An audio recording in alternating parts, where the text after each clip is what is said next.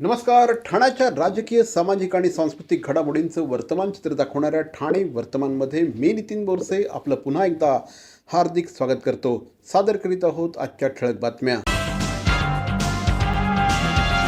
ठाणे महानगरपालिकेच्या विविध शाळांमध्ये हर घर तिरंगा अभियानाअंतर्गत भारतीय जवान आणि पोलीस कर्मचाऱ्यांसाठी पत्रलेखन उपक्रम राबवण्यात आला.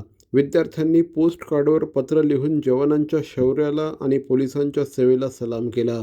आपण आमचे खरे हिरो आहात, आपल्या देशसेवेला मनपूर्वक सलाम अशा भावनिक शब्दात विद्यार्थ्यांनी कृतज्ञता व्यक्त केली. देशाच्या सीमेचं रक्षण करणाऱ्या जवानांप्रती आदर आणि देशभक्तीची भावना विद्यार्थ्यांमध्ये रुजवणं हा या उपक्रमामागचा प्रमुख उद्देश होता. ठाण्यातील अनेक महापालिका शाळांमध्ये विद्यार्थ्यांनी या उपक्रमाला उत्स्फूर्त प्रतिसाद दिला. एस.टी. महामंडळाच्या जागांचा सार्वजनिक खाजगी भागीदारीच्या माध्यमातून विकास करताना नवीन बसस्थानकं आधुनिक सुविधांसह आयकॉनिक असावेत असे निर्देश उपमुख्यमंत्री एकनाथ शिंदे यांनी दिले. पहिल्या टप्प्यात 147 बसस्थानकं आणि एस.टीच्या जागांचा पुनर्विकास केला जाणार आहे. आधुनिक बसपोर्ट, प्रवासी सुविधा, कार्यालयं, हॉस्पिटल, चित्रपटगृह आणि नागरिक सेवा केंद्रांसह सौर ऊर्जा आणि इलेक्ट्रिक वाहनांसाठी चार्जिंग सुविधा उभारण्याचं नियोजन आहे. एस.टीच्या जमिनीची मालकी महामंडळाकडेच राहणार असून विकासाचा खर्च विकासक करणार आहेत. या प्रकल्पातून एस.टीला आगाऊ प्रीमियम आणि वार्षिक भाड्याच्या माध्यमातून शाश्वत उत्पन्न मिळण्याची अपेक्षा आहे. ठाण्याच्या भविष्यातील पाणी प्रश्नावर आमदार ॲडव्होकेट निरंजन डावखरे यांच्या पाठपुराव्याला यश मिळालं आहे. शिलार आणि पोशीर प्रकल्पातून एकंदर 600 MLD पाणी मिळवण्याच्या मागणीसोबतच इतर जलस्रोतातून अतिरिक्त पाणी उपलब्ध होऊ शकतं का याची चाचपणी करण्याचे निर्देश जलसंपदा मंत्री गिरीश महाजन यांनी दिले आहेत. तसंच काळू धरणाचे प्रलंबित न्यायालयीन प्रकरण फास्ट ट्रॅक करण्याचे निर्देश देखील देण्यात आले. सध्या ठाणे महापालिका क्षेत्रातील 29.81 लाख नागरिकांना 590 MLD पाणी पुरवठा केला जातो. वाढती लोकसंख्या लक्षात घेता दीर्घकालीन जलनियोजनावर भर देण्यात येणार आहे. भवानी ज्वेलर्स ठाणे, पारंपरिक आणि आधुनिक दागिन्यांचा अप्रतिम संगम. प्रत्येक स्त्रीची पहिली पसंती भवानी ज्वेलर्स ठाणे. नक्की भेट द्या. ठाणे महानगरपालिकेचे मालमत्ता कर म्हणजेच प्रॉपर्टी टॅक्स भरण्याचे आवाहन. सन 2022-23 या आर्थिक वर्षाचे मालमत्ता कराचे म्हणजेच प्रॉपर्टी टॅक्सचे बिल ठाणेकर करदात्यांना महापालिकेमार्फत आर्थिक वर्षाच्या सुरुवातीस म्हणजेच माहे एप्रिल 2022 मध्ये देण्यात आलेले आहे. तथापि अद्यापही काही करदात्यांनी मालमत्ता कर महापालिकेकडे जमा केलेला नाही. सध्या आर्थिक वर्षाचा अंतिम टप्पा सुरू झाला आहे. मालमत्ता कर वसुलीसाठी महापालिकेतर्फे कडक कारवाई हाती घेण्यात आली आहे. या अंतर्गत जंगम मालमत्ता, टीव्ही, फ्रीज, वाहन व इतर जप्त करणे तसेच स्थावर मालमत्ता वॉरंट बजावून जप्त करण्यात येत असून मालमत्तेचा जाहीर विक्रीद्वारे लिलाव करून कराची रक्कम वसूल करण्यात येत आहे. मालमत्तेस पाणी पुरवठा करण्यात येणारे नळ संयोजन खंडित करण्यात येत आहेत. त्याचप्रमाणे थकीत मालमत्ता करावर 2% व्याज आकारले जात असल्याने भरावयाची रक्कम वाढत आहे. आपला मालमत्ता कर propertytax.thanecity.gov.in या लिंकद्वारे तसंच गुगल पे, फोन पे, पेटीएम याद्वारे ऑनलाईन पद्धतीने करण्याची सुविधा उपलब्ध करून दिली आहे.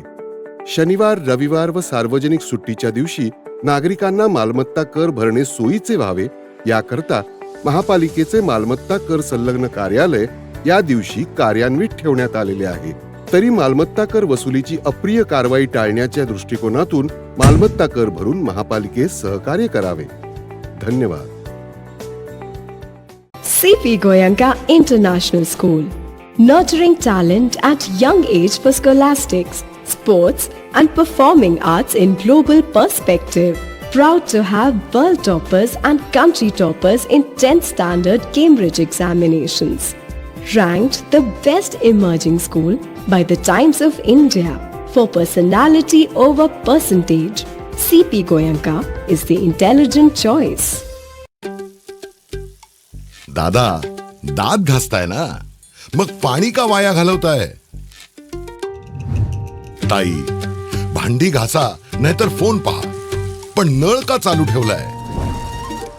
अंघोळ झाली ना करून, मग शॉवर चालूच. कपडे धुताय पण पाणी वाया जातंय, त्याचं काय? गाडी अशी धुताय आणि उद्या पाणी कायमचं संपलं तर?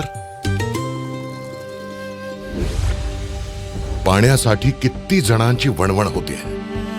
कित्येक कुटुंबांना तर पाणी मिळतही नाहीये. पाणी बोलत नाही, पण आपण त्याची किंमत जाणली पाहिजे. पाण्याचा अपव्यय टाळा, परिस्थिती भीषण होऊ शकते. प्रत्येक थेंब जपा, पाणी वाचवा. पाणी ही निसर्गाची देणगी आहे. पाणी निर्माण करता येत नाही. पाण्याची बचत हीच पाण्याची निर्मिती. ठाणे महानगरपालिकेतर्फे जनहितार्थ जारी.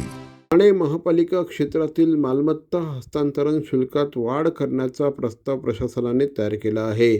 सध्या क्षेत्रफळानुसार आकारले जाणारे शुल्क यापुढे मालमत्तेच्या बाजार मूल्याच्या 0.5% दराने आकारण्याचा प्रस्ताव आहे. त्यामुळे 1 कोटी रुपयांच्या मालमत्तेसाठी 50,000 रुपये मालमत्ता कर भरावा लागणार आहे. सध्या 1 ते 500 चौरस फुटांपासून 1,001 चौरस फूट आणि त्यापुढील मालमत्तांसाठी निश्चित शुल्क आकारले जाते. अनधिकृत आणि वारसा हक्काच्या मालमत्तांसाठी देखील शुल्कवाढ प्रस्तावित आहे. हा प्रस्ताव 17 ऑगस्ट रोजी होणाऱ्या महापालिकेच्या सर्वसाधारण सभेत मंजुरीसाठी सादर केला जाणार आहे. 2025-26 मध्ये या शुल्कातून पालिकेला सुमारे 4,33 लाख रुपयांचं उत्पन्न मिळालं होतं. ठाणे महापालिका हद्दीतील जुन्या धोकादायक आणि अनधिकृत इमारतींच्या पुनर्विकासासाठी राबवण्यात येणाऱ्या क्लस्टर योजनेला गती देण्यासाठी स्वतंत्र क्लस्टर विकास कंपनी स्थापन करण्याचा निर्णय महापालिका प्रशासनाने घेतला आहे. या कंपनीच्या माध्यमातून क्लस्टर आराखड्यांची अंमलबजावणी तयार करण्यात येणार आहे. ठाणे महापालिका क्षेत्रात आत्तापर्यंत 51 नागरी पुनरुत्थान आराखडे तयार करण्यात आले आहेत.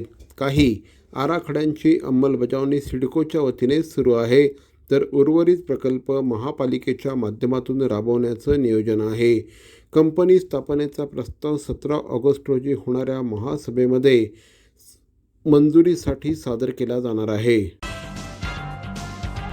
तर मंडळी, या होत्या आजच्या ठळक बातम्या. ठाणे वर्तमानमधून आम्ही ठाण्याच्या राजकीय, सामाजिक आणि सांस्कृतिक घडामोडींचं वर्तमान चित्र दाखवायचा प्रयत्न करतोय. अर्थातच आपल्या सहकार्याची गरज आहे, तेव्हा आपल्या सूचना आणि समस्या आम्हाला जरूर कळवा. आमचा पत्ता Thane Vartaman, Dadoji Konde stadium, shop number 16, खार्डन रोड, ठाणे पश्चिम. दूरध्वनी क्रमांक 9820939420. तर मग पुन्हा भेटू उद्या याच वेळी याच ठिकाणी ठाणे वर्तमानमध्ये. तोपर्यंत धन्यवाद. जय हिंद, जय महाराष्ट्र.